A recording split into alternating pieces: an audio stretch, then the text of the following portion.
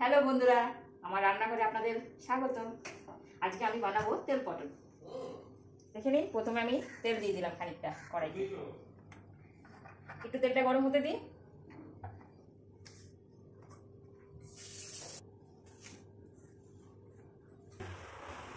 তেল গরম হয়ে গেল, আমি আস্তে আস্তে পটল দিয়ে ছেড়ে দিলাম। আস্তে গেল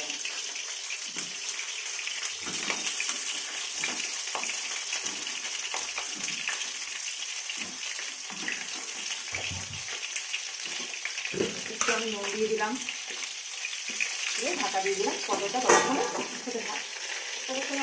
পটলটা ভাজা হচ্ছে, এবার আমি এই টমেটো আর লঙ্কাটা পেস্ট করে নেব। 10 মিনিট পরে দিলাম আমি আবার।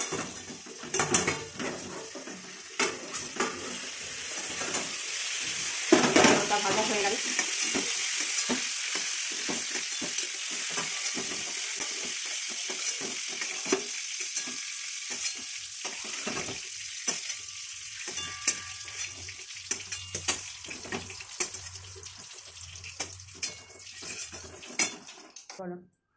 পটলটা তুলে নিলাম, এবার আরেকটু তেল দেবো আমি।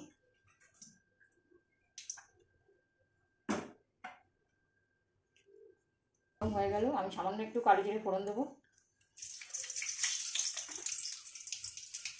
এবার দিয়ে দেবো আমার ছোট ছোট করে কাটা পেঁয়াজটা। পেঁয়াজটা একটু বেশি লাগে তেল পটলে।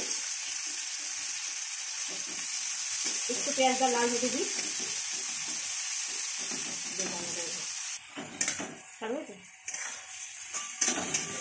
পেঁয়াজটা দেখছেন একটু লাল হয়ে গেছে। এবার এর মধ্যে আমি দেবো আপনার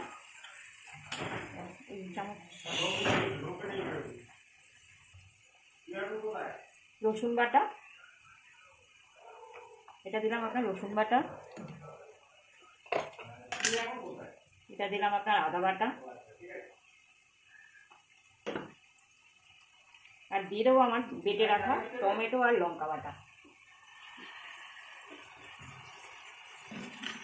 এর মধ্যে দেবো আপনার পরিমাণ মতন হলুদ, গুড় দিইনি, আর দেবো আপনার স্বাদ অনুসারে নুন।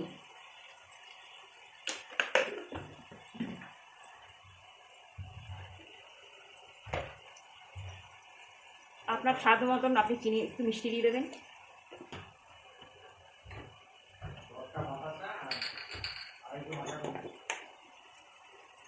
সানরাইজের জিরে গুঁড়ো মশলা,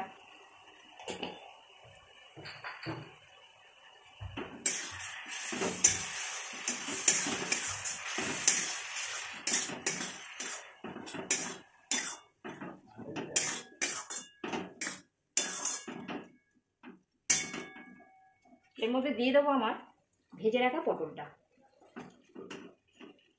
এবার এটা ঢেকে দেবো কম আছে, 10 মিনিট হলেই আমার হয়ে যাবে তেল পটল। 15 মিনিট পরে চলে এলাম আবার। দেখতেই পাচ্ছেন লাল হয়ে গেছে আমার, প্রায় হয়ে এসছে। আর একটুখানি বাকি, তবে আমি তার আগে একটুখানি নুন মিষ্টিটা দেখে নেবো। ঠিক আছে, একটুখানি রেখে দেবেন এরকম করে, তারপরে এটাকে নামিয়ে দেবো। এবারে আমি একটু নামানোর সময় স্লাইড একটু মিট মশলা দিলাম। আপনি নাও দিতে পারেন, এটা একটু স্বাদের জন্য। এই হয়ে গেছে দেখবেন। এবার আমি এটাকে নামিয়ে দেবো। এবার খাওয়ার জন্য আপনি সার্ভ করে দিতে পারেন। দেখে নিন, এই আমার তৈরি হয়ে গেল তেল পটল। এটাকে আপনারা ভাত দিয়ে, পরোটা দিয়ে, রুটি দিয়ে, যে কোনো কিছু দিয়ে আপনারা খেতে পারবেন। দারুণ লাগবে, এবং বাচ্চাদেরকে খাইয়ে দেবেন, দারুণ।